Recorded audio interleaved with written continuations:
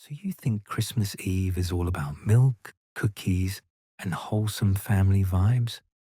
Oh, sweet summer child, let me ruin that for you. Tonight, I've got 5 true Christmas Eve horror stories that'll make you want to lock your doors, check your closets, and maybe install a security system before Santa comes down the chimney. Because here's the thing, Christmas Eve is prime time for chaos. Everyone's distracted, stores are empty, and the people who aren't celebrating, yeah, they're up to something. Grab your candy canes and say goodbye to peaceful nights, because these 5 stories are about to turn your silent night into a sleepless one. Let's get into it. Story number 1, The Late Shift Stalker. Story number 1 comes from Maya, a 19-year-old stuck closing a big box store on Christmas Eve 2015. Empty aisles, flickering lights, and that eerie silence that makes every footstep echo. By 10 p.m., the place felt like a ghost town. That's when she noticed him. Heavy coat, hood up, standing completely still at the end of aisle 7, just staring. Not shopping, just watching her like some discount store demon. She pretended not to notice and kept working. But every time she looked up, different aisle, same dead-eyed stare. Then came the knocking, slow, deliberate knocks from inside the walls. Tap, tap, tap. She checked everywhere. Nobody. But the knocking continued, echoing through the empty store like a countdown to something terrible. When she finally investigated, she found him in the back stockroom, the door she knew she'd locked, just standing there in the dark, facing the wall, breathing heavily. Maya ran, hit the emergency exit, locked herself in her car, called the cops. By the time they arrived, he was gone. The creepiest part. Security footage showed him entering, but never leaving. And those knocks, police found dozens of dents in the metal shelving units from the inside. Someone had been knocking on them all night, waiting. Maya quit the next day, but at least Maya made it home. The person in our next story, not so lucky. And what happens next makes a stalker in a stockroom look like child's play. Story number 2, The Christmas Carpool from Hell. Story 2 is from Derek, and it's why you should never accept rides from strangers, even on Christmas Eve, especially on Christmas Eve. Derek was 22, working late on December 24th, 2011. His car was in the shop. As he's waiting for an Uber in the freezing cold, a black sedan pulls up. Middle-aged guy, friendly smile, Santa hat on the dashboard. You waiting for a ride? Hop in. Merry Christmas. Derek's exhausted, and the guy seems harmless. That Santa hat sold the wholesome vibe. So, he gets in. 5 minutes of normal small talk. Then the driver misses Derek's turn. Hey, man, that was my street. No response. Just keeps driving, hands gripping the wheel tighter. Dude, I need to get out. That's when the driver locks the doors. Child safety locks engage with that horrible click. We're taking a little detour, the driver says, voice suddenly ice cold. Derek tries everything. Doors locked, windows disabled. The driver snatches his phone and throws it out at 60 miles per hour. For the next 20 minutes, Derek's being kidnapped, watching streets disappear as they head toward the industrial district. They pull over behind an abandoned warehouse. Derek's thinking he's about to become a true crime podcast. But when the driver reaches back to grab him, Derek headbutts him as hard as possible. Blood everywhere. In that chaos, Derek spots the trunk release button. He pops it, kicks the back seat down, crawls through, and runs like his life depends on it. Because it does. He flags down a family who calls the cops. They find the sedan abandoned. No driver. But they did find zip ties, duct tape, and a tarp in the trunk. Derek spent Christmas in the police station giving statements, so maybe don't accept rides from strangers. But what if the danger isn't a stranger? What if it's already in your own home? Buckle up. Story number 3. The Thing in the Attic. Story 3 proves that sometimes the scariest things are already inside.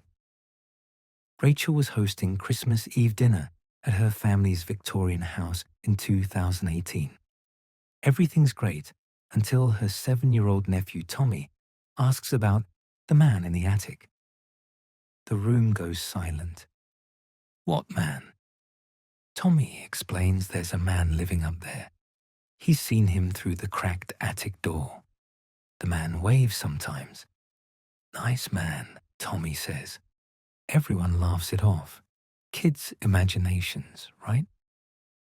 But Rachel notices her mum isn't laughing. She's gone pale. After dinner, Rachel confronts her. Has anyone been in the attic? Her mum admits she's been hearing footsteps for weeks, creaking floorboards, sometimes a cough. She'd convinced herself it was the old house settling. Rachel calls the police.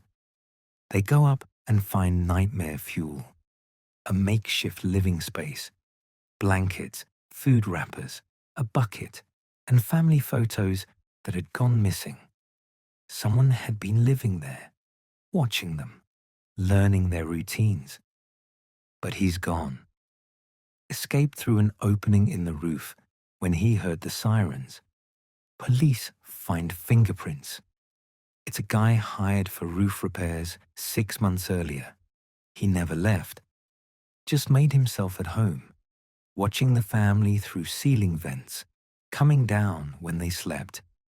They caught him 3 days later breaking into another house. Rachel sold that house within the month. Said every creak in that ceiling wasn't the house settling. It was him. Before story 4, which involves a Santa suit and zero holiday cheer. Hit that subscribe button if you're enjoying these festive nightmares.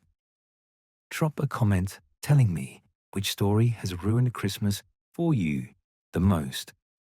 I read everyone, and your trauma fuels my content. Story number 4. Santa's Breaking and Entering Special. Story 4 is short, sweet, and deranged. Jennifer, a single mum in Ohio. Christmas Eve, 2016. She's putting presents under the tree around 11 p.m. when she hears someone trying keys in her front door lock. She thinks it's her ex-husband showing up drunk. She marches over and whips the door open. It's not her ex. It's a man in a full professional-grade Santa suit, real beard, huge red sack over his shoulder. They stare at each other for 3 seconds. Then Santa runs, just sprints across her lawn, red coat flapping, bag bouncing like some twisted Christmas chase scene. Police find him hiding in a neighbor's shed. He'd been breaking into houses dressed as Santa all night, banking on people not calling the cops if they saw Santa on Christmas Eve. His bag, full of stolen electronics and Christmas presents from under other people's trees. The kicker, he had a stolen master key from a locksmith company. Jennifer's lock just happened to stick, which is why she caught him. Imagine waking up Christmas morning, realizing Santa didn't bring presents. He took them. The guy got 5 years. Jennifer got better locks and trust issues with anyone in a red suit. One more story, and I saved the worst for last. If you thought a guy in a Santa suit was bad, wait until you hear about the 24-hour diner incident. Story number 5. The diner incident. Final story comes from Amanda, working graveyard shift at a 24-hour diner on Christmas Eve, 2014. Dead quiet, skeleton crew. That special loneliness that settles in around 2 a.m. Amanda's alone except for the cook and one customer. A woman in the corner booth. Sunglasses inside. Nursing coffee for hours. Red flag 1. Hasn't touched her food. Red flag 2. Twitches every time Amanda walks by. Around 3 a.m., the woman speaks. Is anyone else here? Just them and the cook. The woman asks, can you lock the front door? They're 24-hour. They don't lock the door. Ever. Amanda explains this, and the woman starts full-on sobbing. Amanda sits down. What's wrong? The woman takes off her sunglasses. Black eye, bruises. Her boyfriend's been following her all night. She ran after a fight, staying in public places because if he catches her alone, it'll be bad. She saw his car drive by twice. Amanda's heart breaks. She offers to call police, but the woman panics. Her boyfriend is police. No one will believe her. She just needs to make it until morning to catch a bus out of town. So Amanda makes a decision. She locks the door anyway, turns off the open sign, tells the cook. They're helping this woman. It's Christmas Eve after all. For an hour, everything's quiet. Then someone starts pounding on the door. I know she's in there. Open the door. That's him. The pounding gets louder, more aggressive. The glass rattles. He's screaming he'll break the door down. Amanda calls 911. 15-minute response time in their rural area. The cook grabs a baseball bat. They huddle together watching this man lose his mind outside. He goes quiet. Then they hear glass breaking. He's going around back. They're under siege in this tiny diner. And Amanda's thinking, this is how I die. In a Denny's knockoff. Wearing a name tag. Finally, sirens. The man bolts. Police arrive, skeptical at first because, surprise, the boyfriend is a cop from a neighboring district, but the woman has photos, evidence, Amanda's testimony. They arrest him in the parking lot. Fired, charged, convicted. The woman got a restraining order and moved 3 states away.